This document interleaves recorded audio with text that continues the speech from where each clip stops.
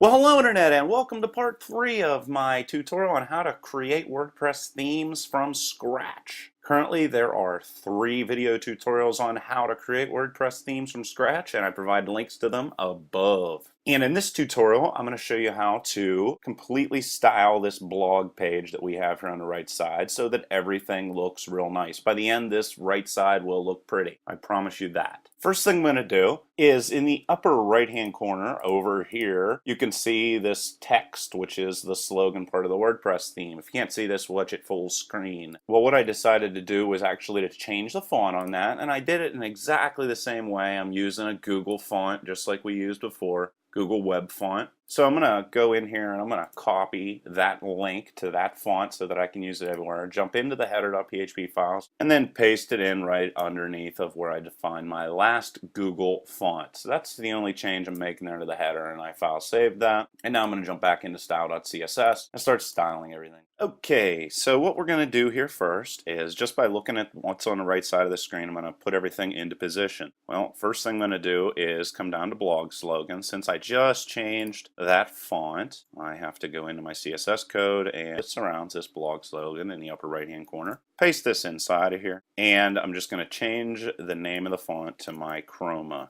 or however you pronounce that, and then file save it. Alright, if we reload it, you can see that that font just changed, okay, but it looks absolutely ridiculous being left aligned, so we definitely want to change that. So what I'm going to do is just come in here and just go text align and change it to text align right. Reload. And there you go. It looks a lot better now. Okay, so pretty much everything else there looks about right, and I see no reason to really change anything else there. So let's just move on. If we come down here to the search box, also everything looks pretty good. Of course, we're going to have to test this on Internet Explorer later on to see if that gets messed up, but as it is right now, it looks pretty nice. Then on top of that, the person I was doing this website for decided they wanted this swirl inside of here. So I'm going to try to fix that, even though I don't particularly like the way it looks. And it's surrounded by an ID because there's only one swirl. So I'm just going to position it in here so that it looks a little bit better. I'm going to say I want to position it relative to where it is. And I'm going to say that I want to move it up 50 pixels, so I put -50. Reload. And yes, indeed, that looks better. So